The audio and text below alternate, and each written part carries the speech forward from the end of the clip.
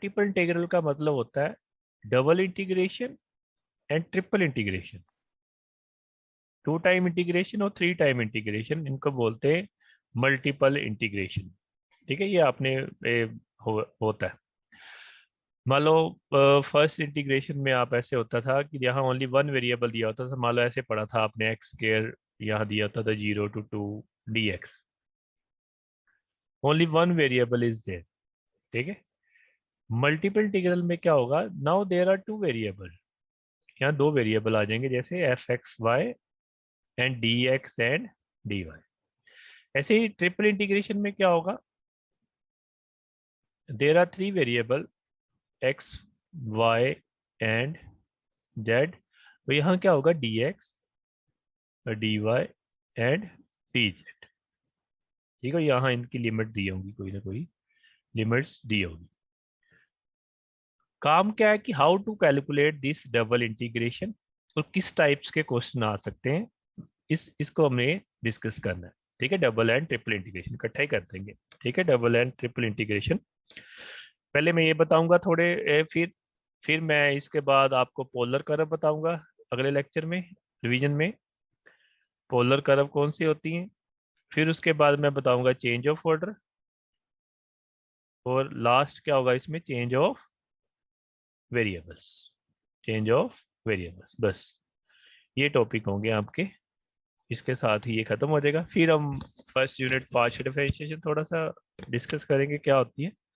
ठीक है, शॉर्ट में करेंगे, जितना जरूरी है उतना ही। अब ओके, सो डबल इंटीग्रेशन में क्या होता है, ये टू टाइप के क्वेश्चन होते हैं, ये ध्यान से समझना। टू टाइप ऑफ क्वेश्चन होते हैं, जो आपके ऑब्जेक्टिव टाइप हुआ था आपको एमएसटी, उसमें जो आपको ऐसे क्वेश्चन ज्यादा आए होंगे। ठीक है, टू टाइप क्वेश्चन होते हैं कि मान लो ऐसे क्वेश्चन है जैसे 1 to 2, 1 to 2, ऐसे 0 to 2 मान लो, यहाँ कुछ भी now any function of X and Y, x square Y, ऐसे लिखा है D X and D Y. Two type question का मतलब इसमें देखो, जो लिमिट्स गिवन है, लिमिट क्या है, लिमिट्स गिवन है, दोनों लिमिट कांस्टेंट है, बोथ लिमिट्स आर कांस्टेंट। मैं दो क्वेश्चन लिखता हूँ, आप देखना दोनों में क्या डिफरेंस है। एक क्वेश्चन ऐसे लिखा मैंने, एक क्वेश्चन मैंने लिखा है 0 to 2, और यहाँ मैंने लिख दिया 0 to x सपोज, और अब यहाँ लिख दिया X Y square D X and D Y. Now what is the difference between these two question, बाकी तो सारे इसकी लिमिट कितनी थी, देखो 1 to 2 एंड 0 to 2, इसकी लिमिट कितनी है, एक लिमिट इसमें क्या आ गई, ये लिमिट क्या आ गई इसमें, एक लिमिट क्या आ गई इसमें, वेरिएबल आ गई। इसमें दोनों कांस्टेंट थी, इसके लिए लिखा है both limits are constant, like this, if both limits are constant. इसका सेकंड टाइप ये होती है कि दोनों में से एक वेरिएबल हो। समझ लगी यहाँ तक सभी को, any problem up to this step. तो दो तरह के क्वेश्चन होते हैं, दो तरह के आपने अगर क्वेश्चन सीख लिए तो कोई भी आप इंटीग्रेशन सॉल्व कर सकते हो। So two type of question, if both the limits are constant, and second type, if out of two one limit is constant and one limit is variable। Variable limit का मतलब होता है कि कोई ना कोई वेरिएबल दे दिया, यहाँ x दे दिया या y दे दिया, y स्क्वायर दे दिया, मतलब कांस्टेंट वैल्यू नहीं दी, तो उसको बोलते हैं वेरिएबल लिमिट। ठीक है, अब सोल्व कैसे करते हैं, how to solve these two question, अगर इतना समझ लिया बस ओके है। अब देखो, मान लो ये क्वेश्चन आ गया आपको, दिस क्वेश्चन। ठीक है, जो भी पहले लिखा होगा इसका मतलब आपने उसके विद रिस्पेक्ट टू इंटीग्रेशन करनी है। अगर मान लो यहाँ dx लिखा ना, जिसका मतलब ये x की लिमिट है, तो जो दूसरी लास्ट वाली लिमिट होगी वो किसकी लिमिट होगी, y की होगी। ठीक है, फॉर एग्जाम्पल ऐसे होता 0 to 1, मान लो 0 to 2 ऐसे होता, यहाँ लिखा होता है x3, यहाँ लिखा होता dy या dx, ऐसे भी लिखा आ सकता है।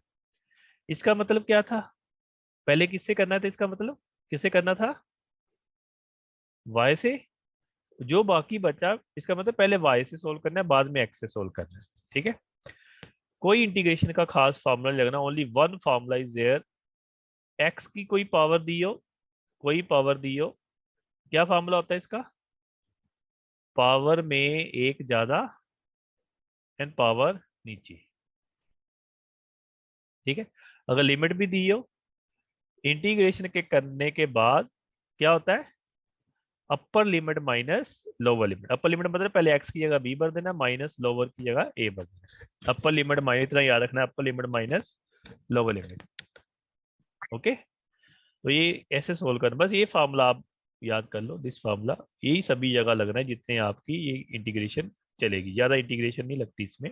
चलो, तो मैंने पहले बोला कि इसमें इस क्वेश्चन में dx लिखा हुआ है, dx। सो इसकी इंटीग्रेशन अब विद रिस्पेक्ट टू x करेंगे, y को कुछ नहीं करेंगे। अगर y साथ लगा तो देन y इज कांस्टेंट, तो सिर्फ इंटीग्रेशन किसकी करेंगे, x की। सो पहले x से करनी है, तो so when we integration with respect to x then y is constant. तो y को कुछ नहीं करना, बस x की इंटीग्रेशन करनी है, तो ये आएगा 0 to 1।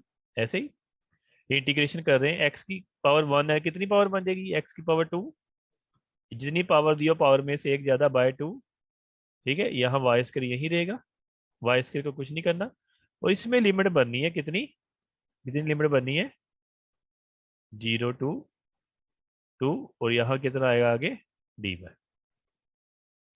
ये याद रखते हैं, बेसिक कंसेप्ट होते हैं कि जब भी हम डिफरेंशिएशन करते हैं या इंटीग्रेशन करते हैं या लिमिट भरते हैं, इन तीन चीजें करने से पहले आपने जो कांस्टेंट है वो बाहर निकाल लेना है। कांस्टेंट मतलब कांस्टेंट को बाहर निकालोगे तो आपका काम सिंपल हो जाएगा। जैसे इसमें नीचे 2 है वो बाहर निकाल दिया, तो यहाँ कितना आया अकेला एक्स स्क्वायर।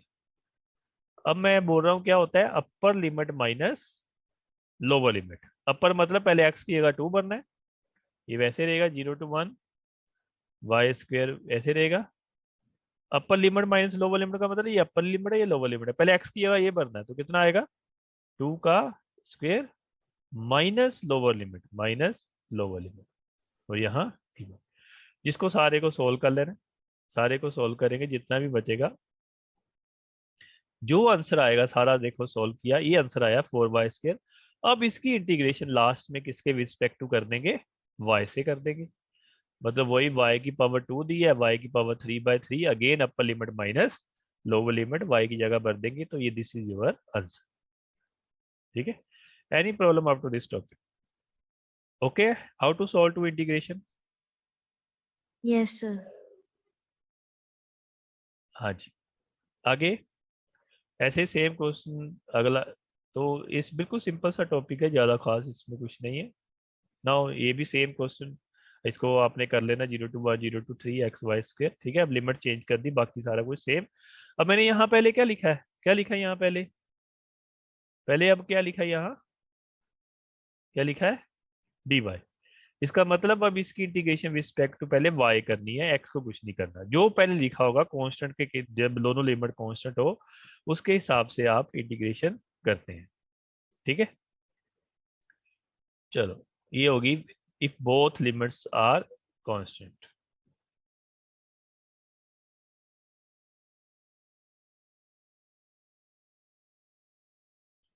नेक्स्ट, अब क्या होगा, जो मेन काम है ये आगे चलना है सभी जगह ना। Out of two one limit, ये सारा सोल्व करिए, देखो out of one limit, out of two one limit is variable and other is constant, ये इंपॉर्टेंट होता है दिस।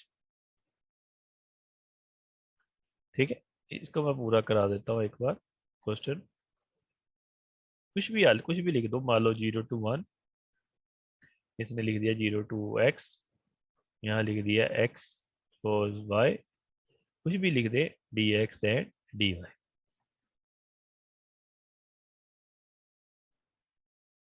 ठीक है, अब देखो आउट ऑफ टू, ये लिमिट वेरिएबल है, तो पहली बात होती है कि जो भी वेरिएबल लिमिट होगी वो पहले सॉल्व होगी हमेशा। We always calculate variable limit first. तो उसमें तो जो यहाँ लिखा हुआ वो कर देते थे ना, नो, इसमें क्या करना होता है, जो वेरिएबल पहले करना होता है आइडेंटिफाई, लिमिट आइडेंटिफाई करनी है आपने। ठीक है, लिमिट आइडेंटिफाई में करना है, एक आपको लिमिट दिया 0 to 1, एक दिया 0 to x, इन दोनों में से एक लिमिट x की है, एक लिमिट y की है। ठीक है, तो समझ लगी, ये दो लिमिट है ना, इन दोनों में से अब आपको नहीं पता कौन सी x की है कौन सी y की है, इनमें से एक x की है एक y की है। तो आपने कैसे, आपको कैसे पता चलेगा कि ये x की है ये y की है, तो इस कौन सा वेरिएबल दिया हुआ है इसमें, लिमिट में कौन सा वेरिएबल दिया हुआ है, y, x दिया हुआ है। अगर ये x दिया हुआ है इसका मतलब ये y की लिमिट है, ये किसकी लिमिट है, y की, और ये किसकी लिमिट है, एक्स की।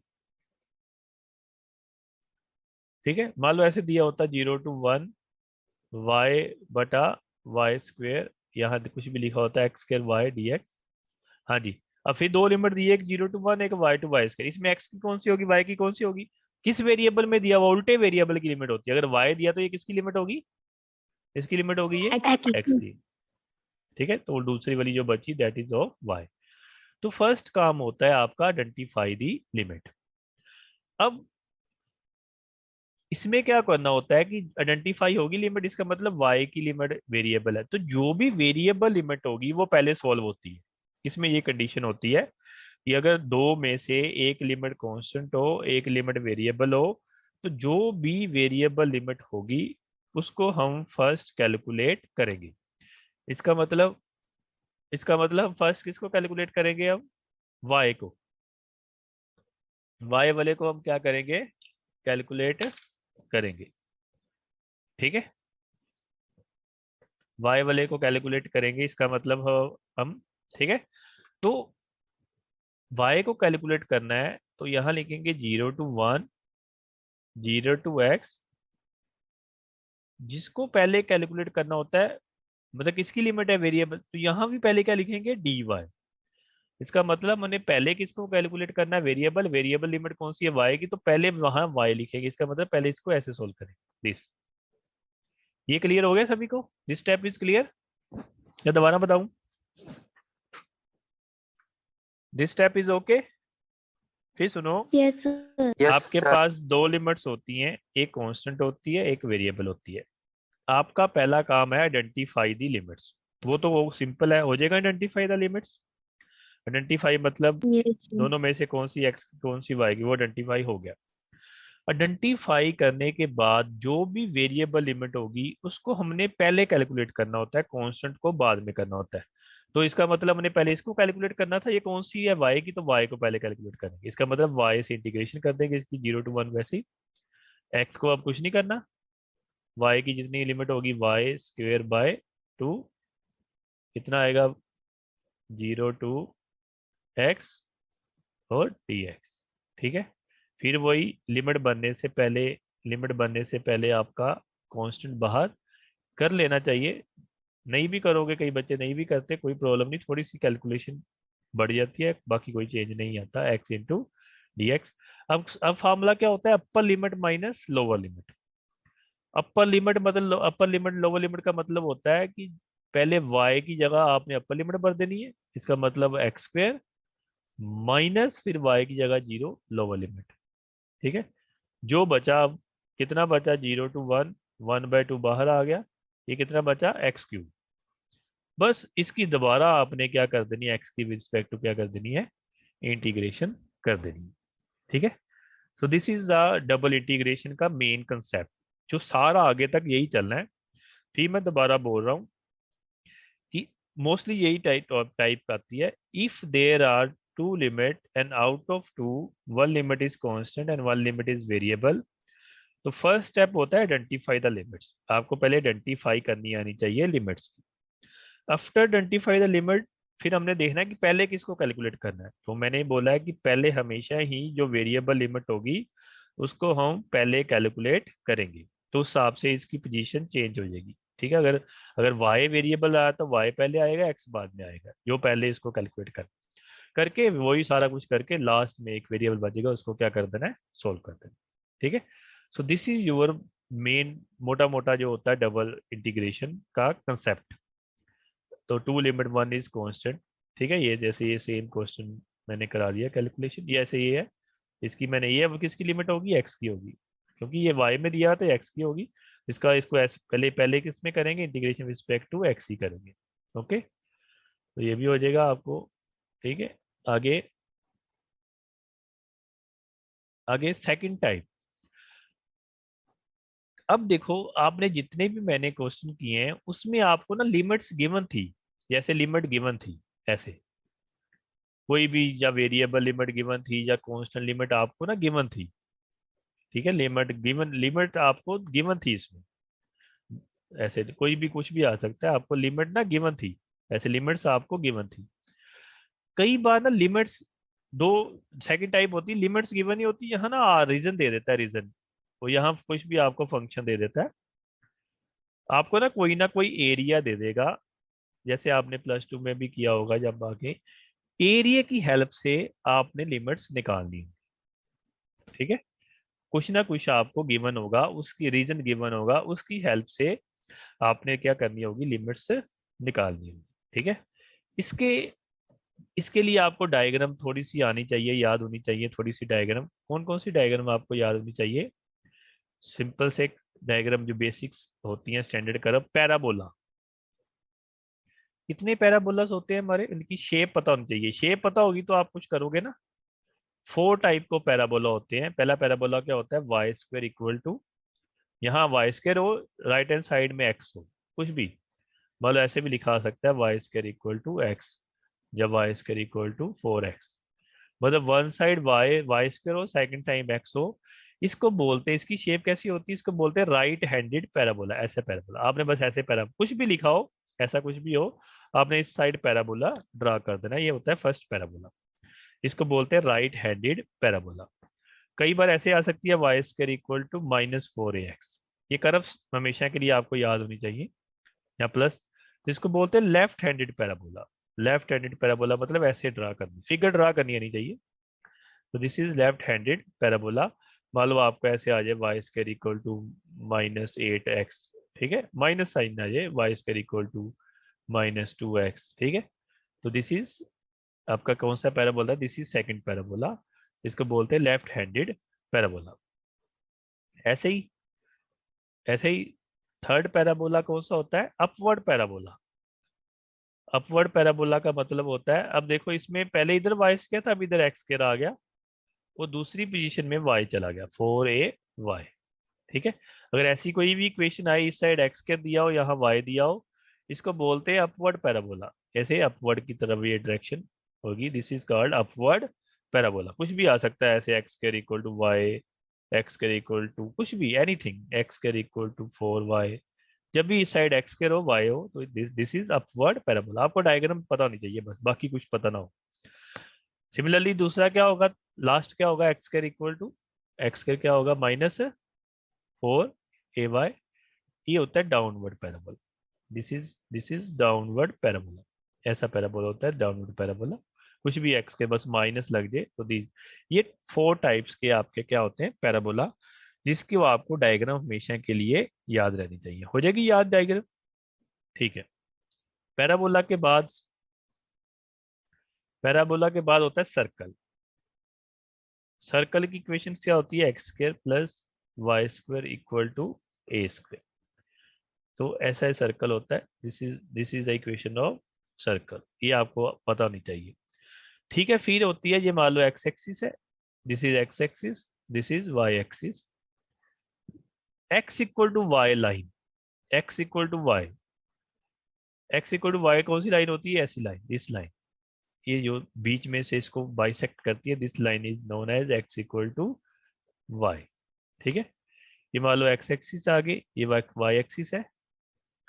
मान लो एक्स इक्वल टू समथिंग दिया हो, मान लो एक्स इक्वल टू 2 दिया हो, या एक्स इक्वल टू ए दिया हो, एक्स इक्वल टू समथिंग दिया हो, that is line parallel to कहाँ होती है, line parallel to x equal to 2, मतलब यहाँ 2 होगा, तो that is line parallel to y axis.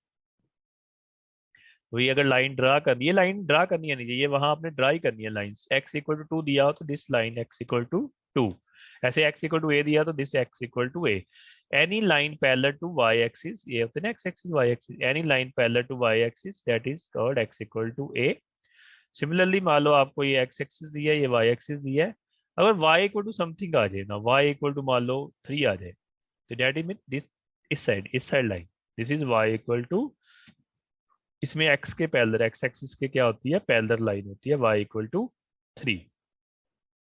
Circle भी हो गया, इंटरसेप्ट लाइन भी होगी, दो ये लाइनें भी होगी, लास्ट लाइन होती है इंटरसेप्ट लाइन, इंटरसेप्ट लाइन।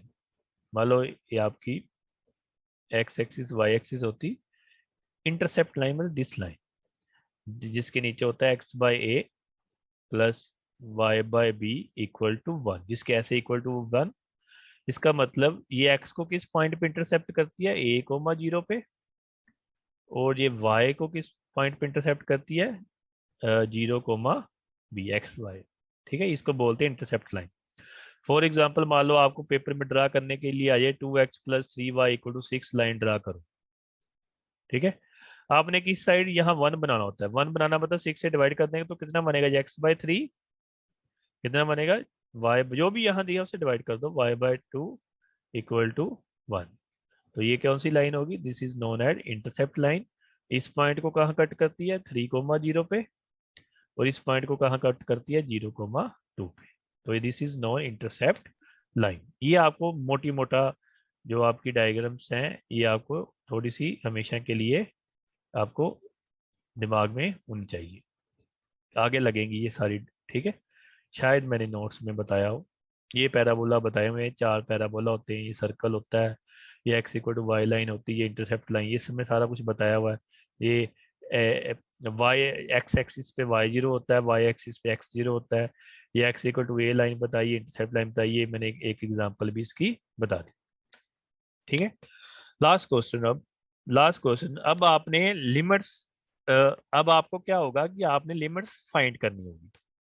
आपको एरिया दिया होगा तो आपने उसकी हेल्प से, जो शेडेड एरिया आएगा, लास्ट क्वेश्चन है ये, बस उसकी हेल्प से आपने लिमिट्स फाइंड करनी होगी। ठीक है, लास्ट क्वेश्चन, ये मान लो इसको इंटीग्रेशन सोल्व करनी है। ठीक है, अब देखो लिमिट्स नहीं दी, आपने अपनी तरफ से लिमिट्स निकालनी है। यहाँ क्या लिखा है, over the positive quadrant of the circle. तो सबसे पहले आप लोग को सर्कल ड्रा करना पड़ेगा, ये सर्कल आपको ड्रा करना पड़ेगा। मैंने बताया था कैसा सर्कल होता है, एक्स के plus, this is the circle, ये आपका सर्कल है। अब उसने कह दिया ये ना 4 क्वाड्रेंट होते हैं, ये फर्स्ट क्वाड्रेंट होता है, ये सेकंड क्वाड्रेंट होता है, ये सुने होंगे आपने, ये थर्ड क्वाड्रेंट होता है, ये फोर्थ क्वाड्रेंट होता है। पॉजिटिव क्वाड्रेंट का मतलब होता है फर्स्ट क्वाड्रेंट ओनली। इसका मतलब आपने सिर्फ फर्स्ट क्वाड्रेंट लेना है, तो दिस एरिया शेडेड हो गया, दिस एरिया। ठीक है, कितनी रेडियस दी हुई है 1, तो ये पॉइंट कितना आएगा, 1, 0। ठीक है, तो ये पॉइंट कितना होता है, 0, 1। चलो, अब आपने दो लिमिट्स निकालनी है, दोनों में से एक लिमिट x की होगी, एक लिमिट किसकी होगी, y की होगी। ठीक है, अब अपनी तरफ से आपने दो लिमिट्स लिखनी है, तो दोनों दो लिमिट कौन सी होगी, एक x की होगी, एक किसकी होगी, y की होगी। तो जब भी आपने दो लिमिट्स फाइंड करनी है, दो में से एक हमेशा कांस्टेंट लिमिट लेनी है और एक लिमिट आपने हमेशा वेरिएबल लेनी है, तभी आपकी पूरी डायग्राम क्या होगी, कवर होगी। So we always find two limits out of two, one limit must be constant and second limit must be variable.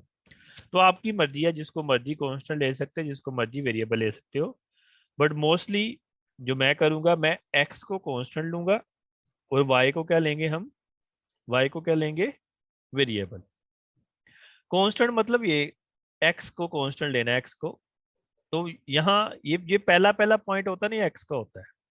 आप देखो मैक्सिमम एक्स कहाँ, मिनिमम कहाँ से जा रहा है, 0 से, और मैक्सिमम कितना जा रहा है, 1। तो ये तो लिमिट यहीं से पता चल गई, 0 to 1, डायग्राम से पता चलती है। वेरिएबल लिमिट जब निकालनी है तो यहाँ से किसकी वेरिएबल लिमिट निकालनी, मैं इसमें कर रहा हूँ x को कांस्टेंट ले रहा हूँ और y को क्या ले रहा हूँ, वेरिएबल ले रहा हूँ। जिसकी भी आपने वेरिएबल लिमिट निकालनी हो उसकी वैल्यू यहाँ से निकाल लेते हैं। y की वैल्यू निकालो, कितनी आएगी, पहले उधर चल जाएगा, ये उधर चल गया, कितना आ गया, 1 - x²। y की वैल्यू कितनी आएगी, +-1 आपने पॉजिटिव लेनी है तो सिर्फ क्या वैल्यू लेंगे, कौन सी वैल्यू लेंगे, 1 - x।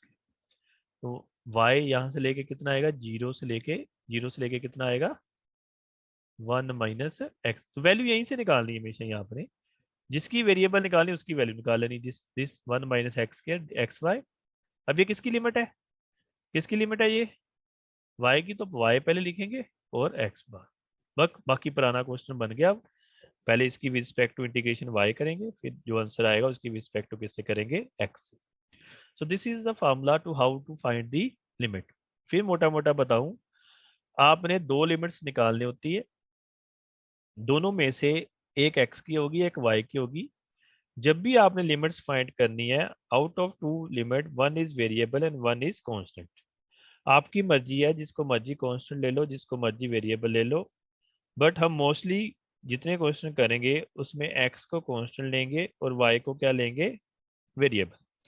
तो इसमें मैंने कांस्टेंट वेरिए से पता चलता था कांस्टेंट लिमिट कितनी ले ली, वेरिएबल नहीं ले ली, तो यहीं से उसकी वैल्यू। ये देखो फर्स्ट, ये अगर ये ना लिखा होता फर्स्ट क्वाड्रेंट, सपोज मान लो ये ना लिखा होता, बस इतना लिखा होता ओवर द सर्कल, तो क्या चेंज आना था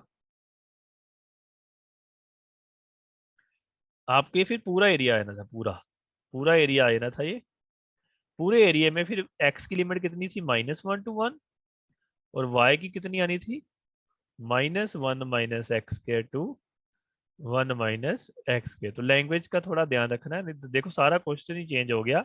अगर उसने ये ना लिखा होता पोस्ट इक्वाड्रेंट ना लिखा होता तो फिर ये लिमिट आनी थी। फिर पूरा सर्कल लेना था, पूरा सर्कल कवर कवर होगा, या आप यहाँ से लेके यहाँ तक जाएंगे और पूरा कवर करेंगे इस हेल्प से। Okay, so this is your question.